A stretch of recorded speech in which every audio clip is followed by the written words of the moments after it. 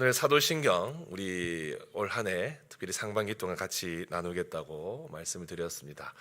오늘은 이 사도신경의 맨 첫 구절 이것을 제목으로 삼아서 말씀을 나누려고 합니다. 여러분, 오늘 말씀을 나누고 또 함께 우리가 기도의 시간을 가질 건데, 요즘 우리 교회에 환우들이 많이 계세요. 또 가족 중에 또 기도의 제목, 또 가족 중에 육신의 연약함으로 간구하고 있는 우리 교우들이 있습니다. 그래서 그런 환우들의 소식을 듣게 되면 우리가 교회 라파 기도단 카톡방이 있거든요. 거기에 먼저 공유하고 또 필요에 따라서 순장반에도 같이 나누고, 그리고 새벽에 새벽 기도 마지막 기도할 때 같이 기도하고 있습니다. 그래서 요즘 여러분 기도가 많이 필요한 것 같습니다. 요즘 우리 교회 환우들도 많이 계시고 또 가족 중에 아픈 분들이 많아서 계속 기도의 제목이 나오고 있는데, 우리 여러분들 많이 기도해 주십시오. 그래서 치유하는 교회, 우리 교회 치유하는 교회지 않습니까? 영육이 회복되는 역사가 올 한 해 우리 교회를 통해서 나타나기를 축복합니다. 그런데 여러분, 기도라는 것이 기독교에만 있는 것은 아닙니다. 다른 종교에도 기도는 있습니다. 왜냐하면 기도는 어떤 존재를 의지한다고 믿을 때 행할 수 있는 행동이기 때문입니다. 그런데 기도라는 것이, 여러 종교에 있는 기도라는 것이 다 같아 보여도 결국 그 끝은 다 다릅니다. 그 응답과 그 결과와 나아가서 그 기도의 기반이 되는 것들은 완전히 다릅니다. 믿음의 출발은 비슷해 보이는데 그 결승선은 전혀 다르더라 하는 거예요. 어디에 믿음을 두고 있는가, 무엇을 근거로 기도하는가에 따라서 삶이 달라지기 때문입니다. 그래서 우리는 이 믿음의 근거가 과연 무엇인가 질문해 봐야 돼요. 나는 무엇을 믿고 있는가? 나는 어디에 신앙의 기반을 두고 있는가? 여러분, 이 질문이 분명하지 않으면 예수님을 믿는다고 하더라도, 기독교 신앙을 가지고 있는다 하더라도 얼마든지 기복신앙으로, 무속적 신앙처럼 바뀔 수가 있습니다. 그런데 성경은 우리의 신앙의 핵심이 무엇인지 분명하게 증언하고 있어요. 그리고 그 핵심을 압축해서 담은 것이 바로 사도신경입니다. 그래서 여러분, 사도신경은 우리의 신앙의 뿌리가 되고 우리의 고백의 정수가 됩니다.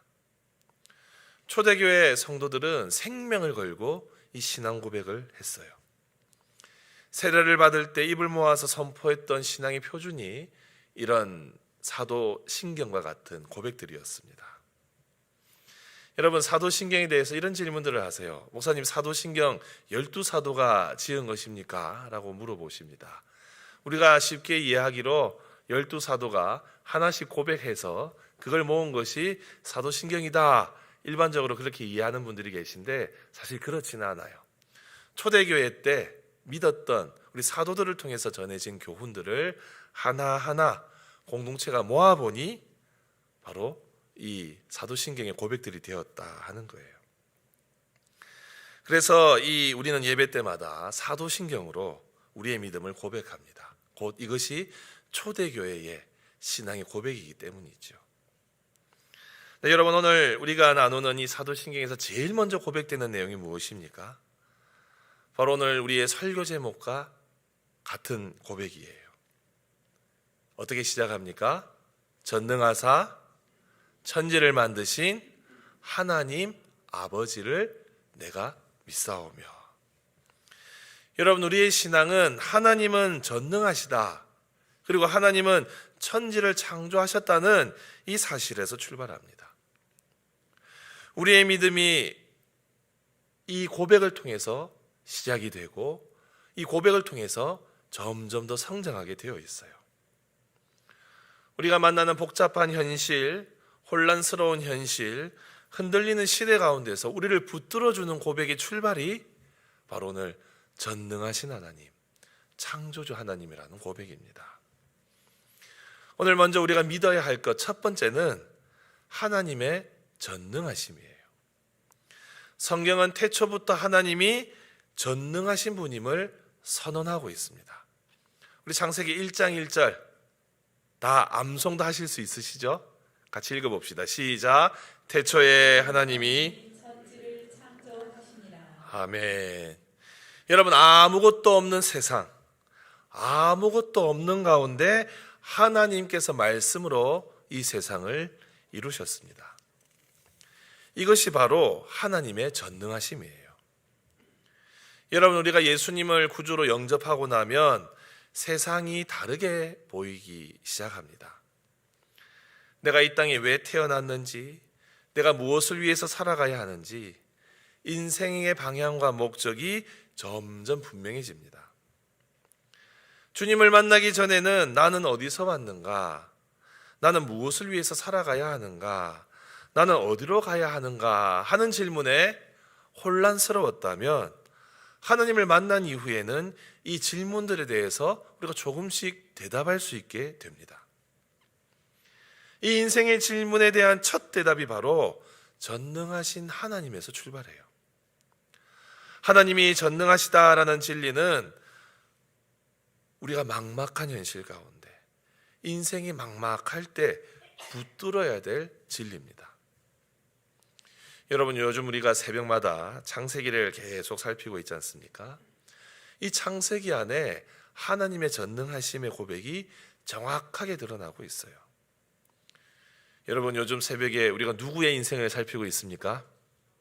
아담입니까? 큐티를 하고 계시면 다 아시죠?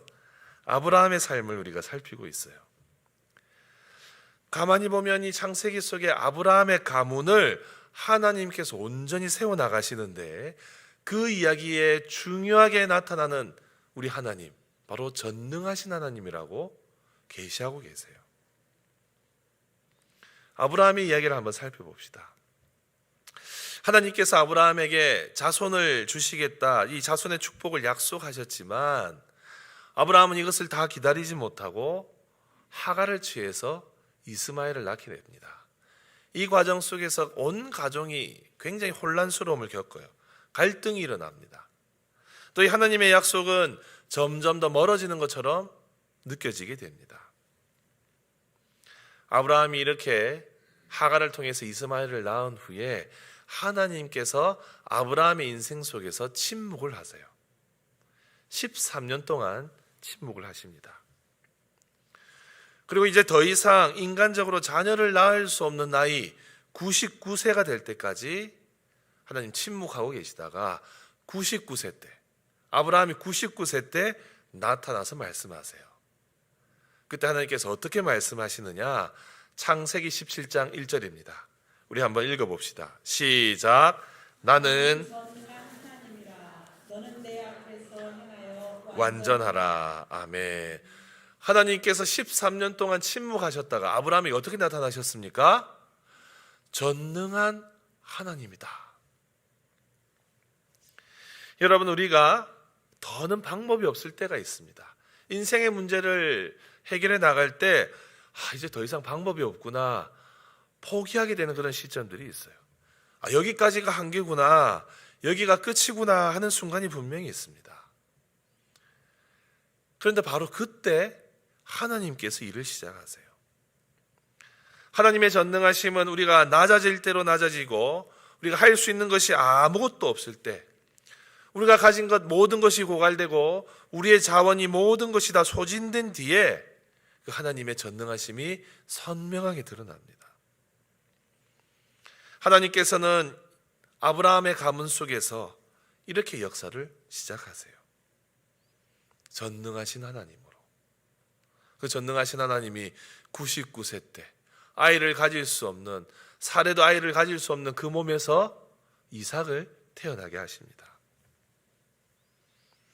여러분, 이삭의 삶 속에서는 하나님 어떻게 나타나셨을까요? 여러분, 이삭의 이야기를 가만히 살펴보면 이삭의 고백 속에도 하나님은 전능하시다라는 고백이 숨어 있어요. 이삭이 두 아들을 낳았습니다. 쌍둥이를 낳았어요. 에서와 야곱을 낳았습니다. 근데 이 에서와 야곱은 서로 질투하는 관계였어요. 사실 부모도 편애를 했습니다.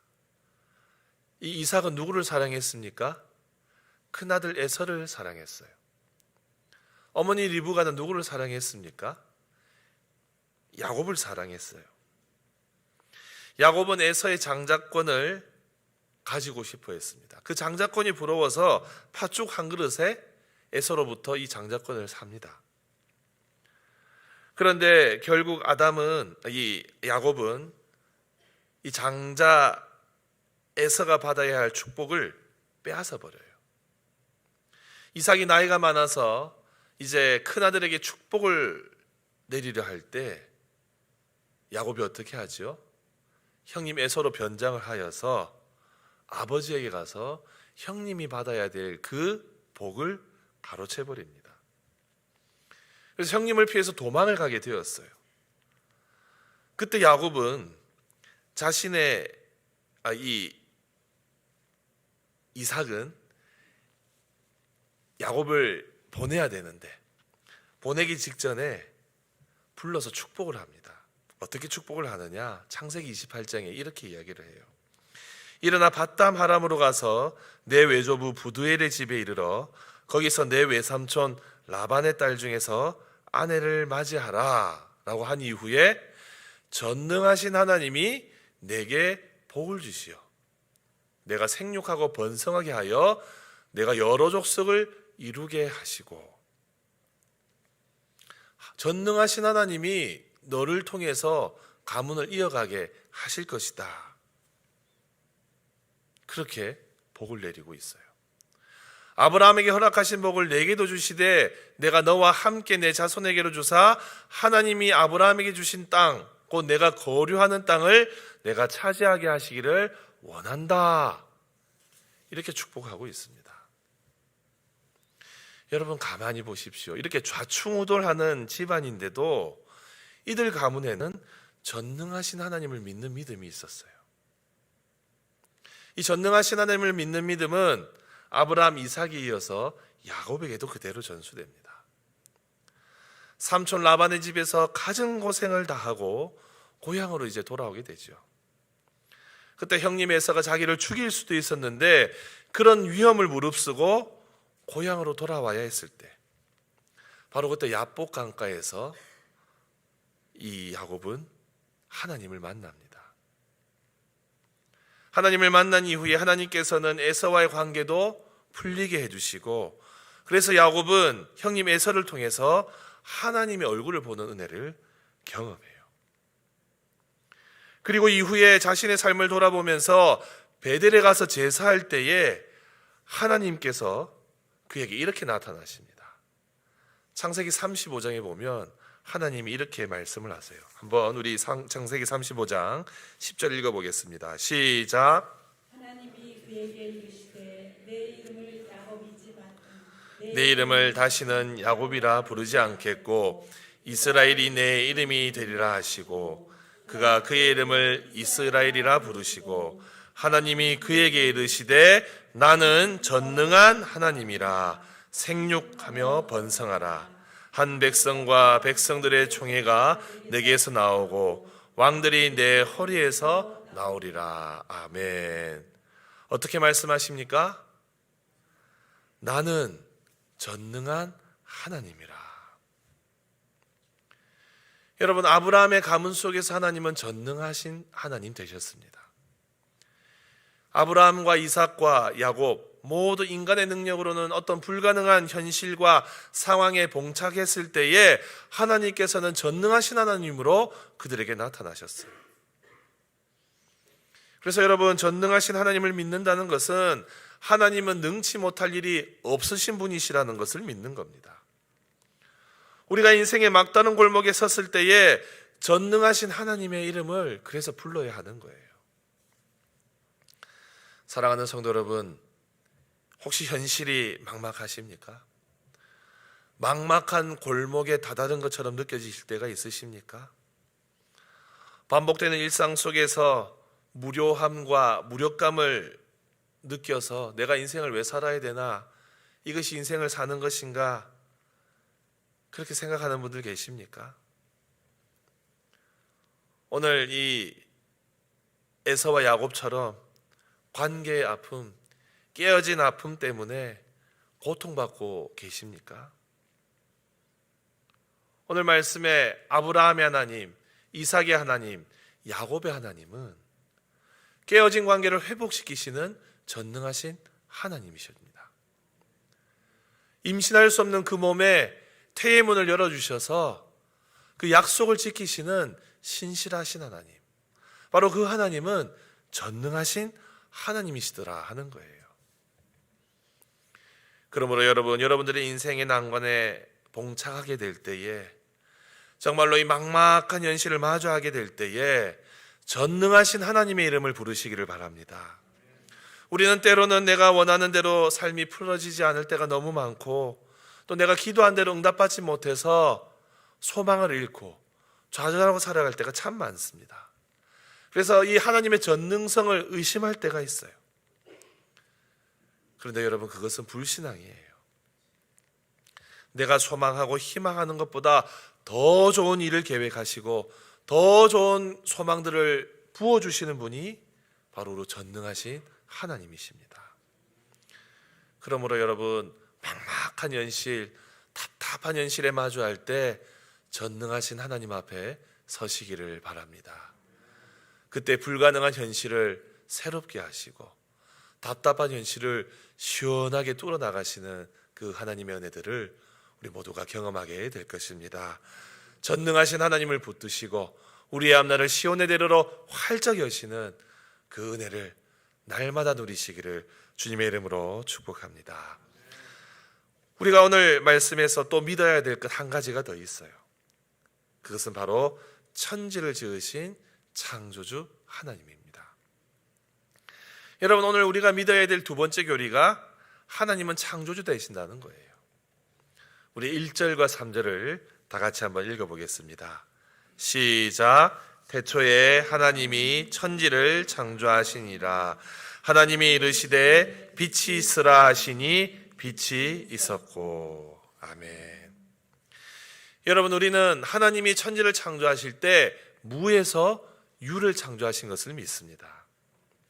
이 세상에 존재하는 모든 것은 하나님이 만드셨습니다. 하나님이 말씀하셨고 하나님이 선언하셨어요. 여러분, 이것은 단순히 구약시대 사람들의 신앙이 아닙니다.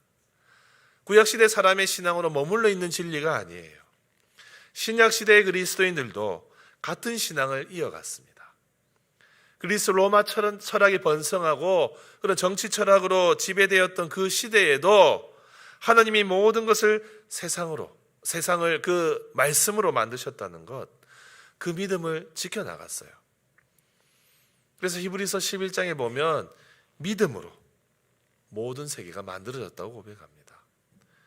믿음으로 모든 세계가 하나님의 말씀으로 지어진 것을 우리가 아나니 보이는 것은 나타난 것으로 말미암아 된 것이 아니니라. 여러분, 성경은 말하고 있어요. 우리 눈에 보이는 것은 근본적으로 이미 존재하는 것에서 생겨난 것이 아니라고. 보이지 않는 것을 만드신 그 근원이 바로 하나님이시라고 말하고 있습니다. 우리 눈에 보여서 지금 존재하고 있는 것이라고 생각할 수 있는데 그것이 아니라 모두 눈에 보이지 않는 세계, 눈에 보이고 보이지 않는 모든 세계는 하나님이 말씀하셔서 존재하게 되었다고 히브리서 기자가 고백하고 있어요. 우리는 신구약을 통틀어서 이것을 믿고 있습니다. 그런데 여러분, 하나님이 창조주 되신다는 것은 또 다른 의미가 하나 더 있어요. 무질서의 혼돈을 질서 있게 만드셨다라는 뜻도 가집니다. 여러분, 2절을 한번 보겠습니다. 2절 다 같이 읽습니다. 시작. 땅이 혼돈하고 공허하며 흑암이 깊음 위에 있고 하나님의 영은 수면 위에 운행하시니라. 아멘. 여러분, 여기서 중요한 것이 하나 보여요. 하나님께서는 이 창조의 역사를 무에서 유로 창조하시는 방식뿐만 아니라 무질서에서 질서를 세워나가시는 방식으로 이루셨다는 거예요. 그 증거가 하나님의 영이 수면에 운행하였다라는 구절에서 찾을 수 있습니다. 하나님의 영은 수면 위를 운행하셨다. 여러분, 성경 전체의 관점에서 보면 성경은 이 창조의 역사 가운데 삼위일체 하나님이 함께 하셨다고 가르치고 있어요. 삼위일체 하나님께서는 태초에 그 혼돈의 세상 속에서도 조화롭게 서로 공존하고 계셨습니다. 바로 그 삼위일체 하나님이 서로 조화롭게 공존하신 그 속성 그대로 세상의 질서를 잡아 나가셨던 거예요. 질서의 하나님이시니 혼돈의 세상 가운데 질서를 부여하실 수 있었습니다. 이것이 천지창조의 그 과정 속에 그대로 배어 있어요. 하나님께서 무질서 가운데 질서를 세우시고 텅 빈 곳을 생명으로 채워나가십니다. 여러분, 창세기 1장에 우리 첫째 날부터 여섯째 날까지 하나님께서 세상을 창조하실 때 그 과정을 한번 보십시오. 첫째 날부터 셋째 날은 피조물들이 살 수 있는 공간과 조건을 만드세요. 그리고 넷째 날부터 여섯째 날은 그 안에 피조물들을 채워나가십니다. 그런 점에서 창조주 하나님은 질서의 하나님 되세요. 여러분, 우리 주변에 보면 정리정돈을 참 잘하시는 분들을 봅니다. 마트에 가면 여러분 이렇게 물건을 가끔 많이 살 때가 있잖아요. 근데 정리를 잘하는 분들은 그 한 박스 안에 산 물건을 잘 포개어 놓습니다. 정리를 잘 하지 못하는 분들을 보면 한 박스 안에 넣을 것을 두세 박스에 막 나눠 담으세요. 그래서 무겁게 낑낑거리면서 짐을 옮기는데, 정리를 잘하는 분들은 그걸 한 상자 안에 차곡차곡 잘 지어 넣습니다. 하나님의 창조가 그래요. 하나님이 만드신 세상 속에 그 피조물들을 보기 좋게 채워 넣으셨습니다. 여러분, 하나님의 창조는 오케스트라와 유사해요. 여러분, 우리 오늘은 수요예배 때 할렐루야 찬양대가 비어 있습니다만, 우리 주일 예배 때 할렐루야 찬양대 또 주님 앞에 찬양하지 않습니까? 소프라노, 알토, 테너, 베이스 각 파트가 연습을 해서 찬양을 해요. 여기에 여러분 우리 오케스트라까지 있으면 얼마나 좋겠습니까? 앞으로 우리 교회에도 오케스트라가 생기기를 소망합니다. 아멘. 여러분, 오케스트라 그리고 합창 단원 다 같이 노래하기 위해서는 지휘자가 필요합니다. 악기와 연주자들은 다 지휘자의 지휘 아래에서 소리를 내게 되어 있습니다. 그런데 오케스트라가 아무리 많아도, 노래 부를 사람이 아무리 많아도 지휘자가 없다면 그 소리는 소음에 불과해요. 혼돈의 세계입니다. 그런데 지휘자가 지휘봉을 들고 손을 들어서 지휘를 하려는 그 순간에 어떻게 됩니까? 모든 악기, 모든 찬양대원은 거기에 집중을 하고 자기 자리를 찾아서 조화를 이루면서 노래를 하고 음악을 연주해요. 여러분, 창조가 바로 이런 거예요. 이런 장면이 바로 창조의 모습입니다. 창조는요, 혼돈이 질서로 바뀌는 시간이었어요. 사랑하는 성도 여러분, 우리 하나님은 이 세상을 만드시고 그 피조물로 충만히 채우셨듯이 우리의 부족하고 허전한 부분들을 채워나가시는 하나님이십니다. 이것을 믿으십니까? 질서의 하나님은 우리의 궁핍하고 비어있는 삶을 은혜로 채우시는 분입니다. 죄로 인해 혼란스럽고 목적 없이 공허한 우리의 인생 가운데 하나님이 말씀으로 찾아오시면 무질서했던 우리의 삶이 질서가 잡히고 의미 없었던 우리의 삶이 가치 있는 삶으로 바뀌는 것이에요. 그래서 창조주를 믿는다는 것, 창조주 하나님을 믿는다는 것은 내 삶의 무질서를 하나님께 맡겨드리는 결단이 됩니다. 영적인 갈급함, 육적인 필요, 하나님이 창조주 되시기에 우리가 그분께 모든 것을 구할 수 있게 되는 것, 이것이 창조주 하나님을 믿는 신앙입니다. 여러분, 우리가 우리 인생 앞에 늘 터지는 수많은 사건 사고들이 있지 않습니까? 이 문제 해결하고 나면 다른 데서 일이 터지고, 또 그거 수습하고 나면 우후죽순처럼 여러 가지 삶의 문제들이 터져 나올 때 우리는 그런 고민을 하잖아요. 왜 내 삶은 이렇게 무질서할까? 왜 내 삶은 항상 이런 사건 사고로 가득 차 있을까? 우리 그런 생각 한 번씩 하지 않습니까? 나의 삶의 주변이 잘 정리도 되지 않고 늘 복잡하고 혼란스러운 상황 속에서 그런 일들을 계속 겪다 보면 우리는 심적으로도 복잡하고 혼란스러운 마음으로 살아가게 되지 않습니까? 여러분, 바로 그런 복잡하고 혼란스러운 순간을 마주할 때마다 여러분, 누구를 기억해야 될까요? 맞습니다. 우리는 창조주 하나님을 기억해야 됩니다. 우리의 창조주 하나님이 내 삶을 조율해 주시고 정리하실 수 있는 능력을 가지신 그 하나님이심을 우리가 믿고 고백한다면 우리의 삶의 혼란스러운 모든 것들이 하나님 앞에서 일거에 정리될 줄로 믿습니다. 여러분, 세상의 질서도 마찬가지예요. 세상의 질서가 무너질 때가 있습니다. 공중도덕이 무너질 때가 있습니다. 정치가 혼란스러울 때가 있습니다. 경제 여러 가지 이 상황들이 어려움에 처할 때가 있습니다. 바로 그런 현실 속에서 우리는 창조주 하나님을 믿고 나아가야 돼요. 창조주 하나님께서 무너져 있는 이 땅의 질서를 회복시키실 줄 믿습니다.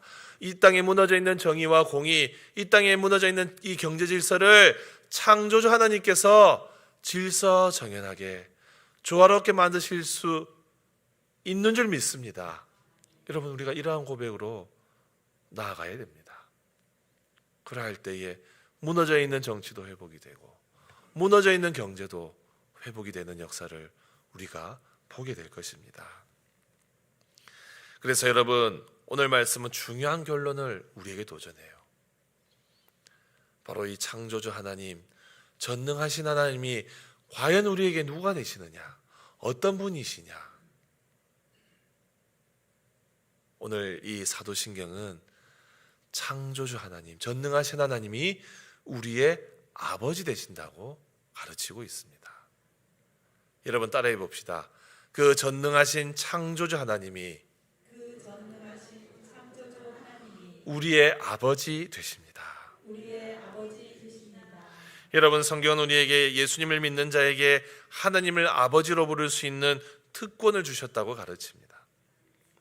우리는 사도신경을 고백할 때 단순히 창조주를 믿습니다 라고 하지 않아요. 전능하신 어떤 존재를 믿습니다 라는 고백에서 멈추지 않습니다.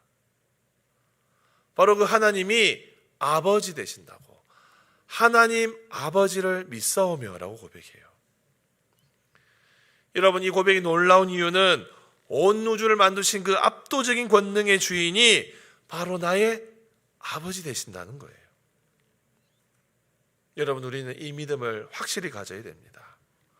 우리가 이 믿음을 가지고 나아갈 때에 믿음은 광대무변한 능력의 창조주, 미미하고 티끌 같은 우리 부족한, 우리 가치 없는 이 존재가 그 창조주와 연결되는, 그것도 부모와 자식으로 연결되는 놀라운 역사를 믿음이 우리에게 만들어주고 있는 거예요. 이 인격적 관계를 이어주는 것이 바로 믿음이 되는 겁니다. 여러분, 이 능력의 하나님이 우리 아버지 되시면 우리의 삶은 든든한 줄 믿습니다. 여러분, 이것을 믿으십니까? 여러분, 제가 아버지로서 뿌듯할 때가 가끔 있는데 언제 느끼느냐? 장거리 운전할 때 느껴요. 이렇게 차가 밀려서 어디 먼 데를 다녀올 때 차가 밀려서 또 이렇게 천천히 가야 될 때도 있고 또 속도를 내어서 막 달려야 될 때도 있습니다. 네, 여러분, 그렇게 달리다 보면 저희 그 애들 어릴 때 차 안에서 엄청 떠들었거든요. 그래서 제가 항상 운전하면서 소리를 질렀어요. 조용히 해라! 소리를 질렀는데 그렇게 가다가 보면요, 애들이 조용해져 있어요. 휴게소 들어가면 애들이 또 곤히 자고 있는 걸 봅니다. 그 모습 보는 게 얼마나 좋아하는지 몰라요. 여러분, 아이들이 그렇게 곤하게 잘 수 있는 이유가 무엇일까요? 피곤해서일 수도 있지만 운전자가 안전하게 운전하기 때문에, 그 차 안에서 평안함을 느끼기 때문에 곤히 잘 수 있는 거예요. 여러분, 우리가 자동차를 타고 갈 때 운전자를 믿을 수 없으면 불안함 속에서 그 길을 가게 됩니다. 운전자를 믿을 수 있어야 목적지까지 안전하게 갈 수 있어요. 운전자가 불안하면 그 모든 여정이 불안합니다.